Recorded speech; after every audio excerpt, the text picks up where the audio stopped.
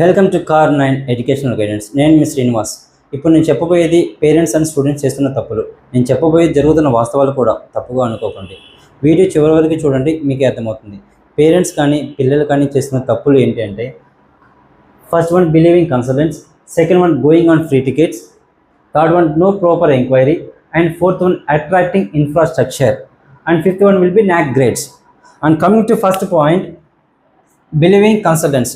Believing consultants అంటే కన్సల్టెంట్స్ని గుడ్డిగా నమ్మటం. వాళ్ళు మంచి ఇన్ఫర్మేషనే ఇస్తారు, కానీ అది నిజమా కాదా అని క్రాస్ చెక్ చేసుకోరు మీరు. కన్సల్టెంట్స్ అన్న వాళ్ళు ఎవరి కాలేజీ గురించి వాళ్ళే గొప్పగానే చెప్పుకుంటారు. అది తప్పు కాదు, అది నిజమని గుడ్డిగా నమ్మటం మీ తప్పు. Coming to second point, going on free tickets. ఇప్పుడు ఇది ఒక అలవాటుగా మారిపోయింది.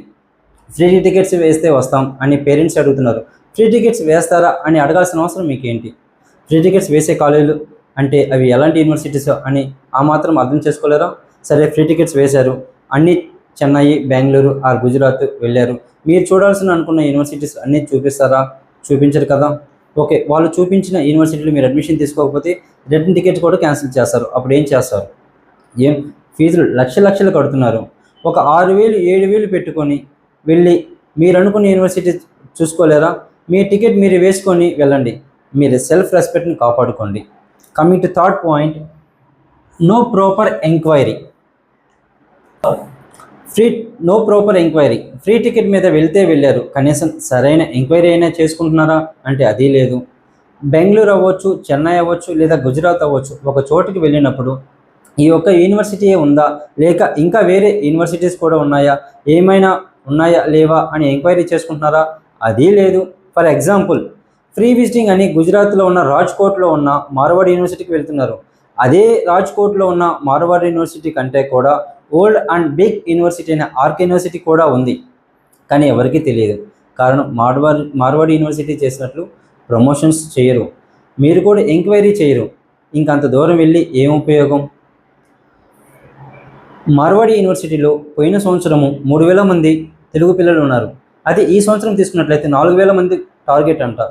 అది ఆర్కేలో అయితే పోయిన సంవత్సరం 200 మంది తెలుగు స్టూడెంట్స్ ఉన్నారు. ఈ సంవత్సరం అయితే వాళ్ళ యొక్క టార్గెట్ అనేది 5 to 600 మాత్రమే తీసుకుంటున్నారంట. అదీ కాకుండా మార్వాడిలో 9 నుంచి 10 లక్షల ఫీజు అంట.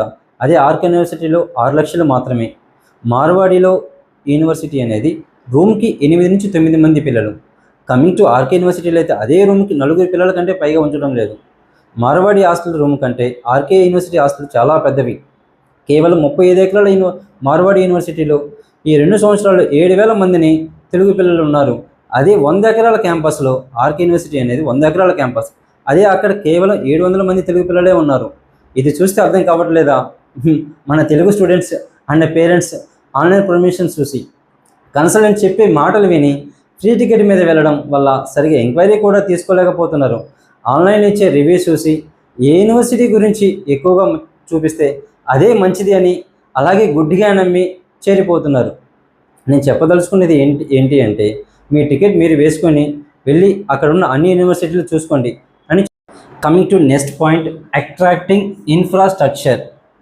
మన తెలుగు పేరెంట్స్ కానీ స్టూడెంట్స్ కానీ ఒక కన్సల్టెంట్ ద్వారా ఒక యూనివర్సిటీకి లేదా ఒక కాలేజీకి వెళ్ళినప్పుడు వాళ్ళు మీకు ఇన్ఫ్రాస్ట్రక్చర్ చూపించి మాయమాటలు చెప్పి జాయిన్ చేయించాలని చూస్తారు. అలానే మన తెలుగు పిల్లలకి కూడా ఆ ఫస్ట్ కాలేజ్ ఇన్ఫ్రాస్ట్రక్చర్ చూడటం బాగా అలవాటైపోయింది.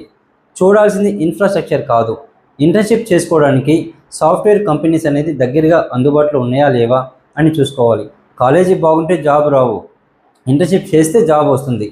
మీరు ఇంటర్న్షిప్ చేసి మంచి జాబ్తో బయటికి రావాలి అనుకుంటే కంపెనీస్ దగ్గరగా ఉండి ఏదైతే బెస్ట్ యూనివర్సిటీ అన్నారో ఆ బెస్ట్ యూనివర్సిటీలో జాయిన్ అవ్వండి. మేము మంచి కోరి చెప్తున్నాం.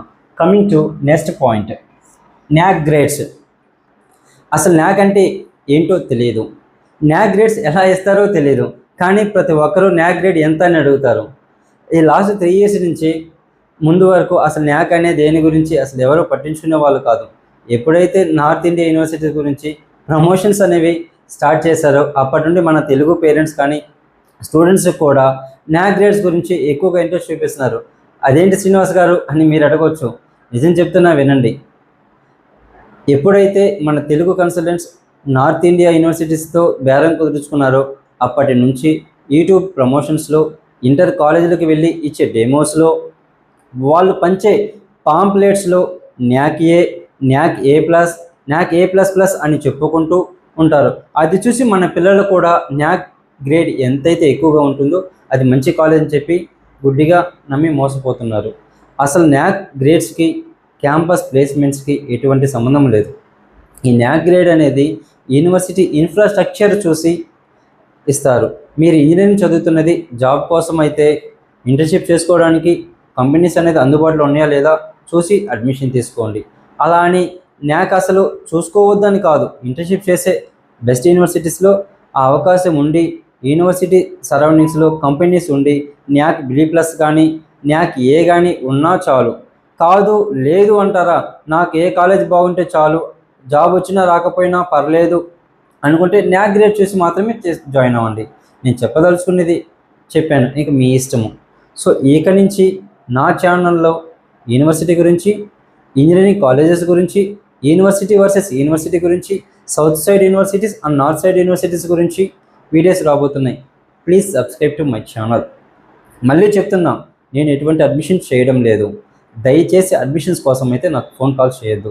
ఇన్ఫర్మేషన్ కోసం అయితే చేయండి. మీకు ఎప్పుడు అందుబాటులో అవైలబిలిటీ ఉంటాను. ఎల్లప్పుడూ మీకు అందుబాటులో ఉండి మీ శ్రీనివాస్. Thank you.